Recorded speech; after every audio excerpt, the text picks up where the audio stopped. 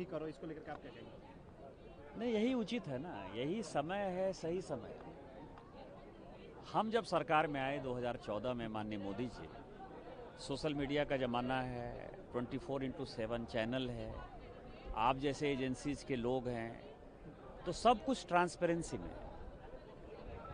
लेकिन देश के बच्चों को ये नहीं पता है कि इस देश की जितनी समस्याएं हैं, और मैंने प्रियंका गांधी जी से प्रेरणा ली।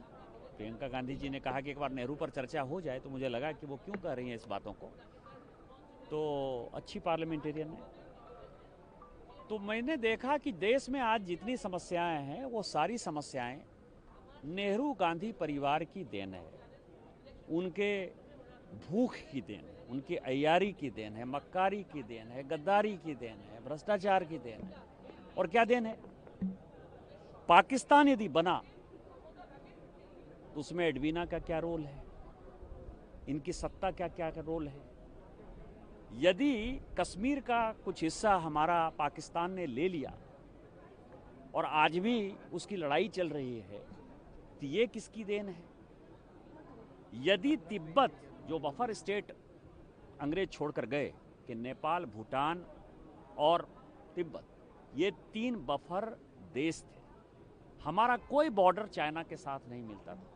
आज चाइना यदि हमारे माथे पर है, रोज जो लड़ाई होती है कि चाइना ने हमारा भूभाग लद्दाख में ले लिया, चाइना ने हमारा, ये जो कांग्रेस उठाते रहते हैं, अरुणाचल में ले लिया, तो ये चाइना को पड़ोसी किसने बनाया?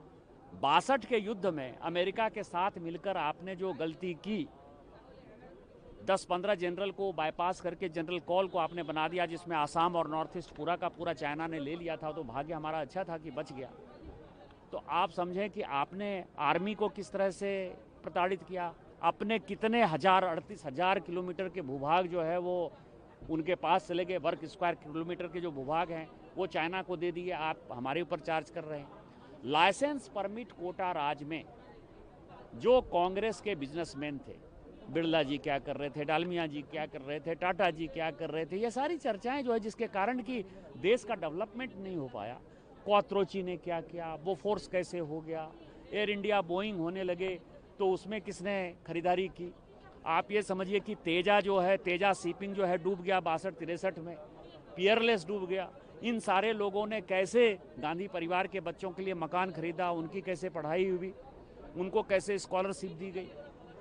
इसके बाद जो 2008 में आपने कम्युनिस्ट पार्टी के साथ समझौता कर लिया, 2G का स्कैम हो गया, कोयला का स्कैम हो गया, ये सारी चीज़ें जो नुकसान हुआ स्पेक्ट्रम का, और उसमें एडवीना का क्या रोल था, उसमें धीरेन्द्र ब्रह्मचारी का क्या रोल था, उसमें दिनेश सिंह जी का क्या रोल था, उसमें मथाई साहब की किताब का क्या रोल है, ये सब कौन बताएगा? ये सारी चीज़ें किताब जनता के सामने होनी चाहिए, युवाओं के सामने होनी चाहिए, और उनको बेसिक पता होना चाहिए कि इस देश की सारी समस्याएं, जितनी भी समस्या, नहीं तो भारत जो है आज भी सुगुरु होता, जो 2047 में माननीय मोदी जी करेंगे विकसित भारत के लिए, जिसके लिए कि आज हम चौथी अर्थव्यवस्था हो गए हैं और तीसरी अर्थव्यवस्था बनने के कगार पर हैं, ये पहले हो जाता था। लेकिन इस देश को बेचकर, अपने व्यक्तिगत संबंधों के आधार पर व्यभिचार करके जो नेहरू गांधी परिवार ने किया है, उसको जानने का अधिकार। इसलिए मैं लाइब्रेरी बनाऊंगा। मैंने पूरे देश भर के लोगों से आग्रह किया है कि आपके पास जो किताब मौजूद है वो, या नहीं तो बाहर में जो किताबें मौजूद हैं उसकी जानकारी दीजिए। सारी किताबें हम खरीदेंगे और सब जनता को बताएंगे। वो ऐप पे भी होगा, ऑनलाइन भी होगा, और वो फिजिकली अवेलेबल भी होगा। वो वन रिसर्च सेंटर होगा। सर, कांग्रेस के नेता लगातार अभी तक पीएमओ से भगाना बाकी है, पवन खेड़ा इस तरह की बातें कह रहे हैं। और मल्लिकार्जुन खड़गे ने भी ये कहा है कि 97 मिनट बोला, कोई कंफ्यूजन इनका भाषण नहीं था पीएम का, ये हमें गाली देते, हमारे ऊपर सवाल उठाते हैं लगातार। हमारे यहाँ एक कहावत है कि कसाई के सोचने से गाय नहीं मरती है ना। पीएम को 140 करोड़ लोगों ने तीसरी बार जिताया है, और जब तक पीएम चाहेंगे तब तक वो इस देश के प्रधानमंत्री होंगे।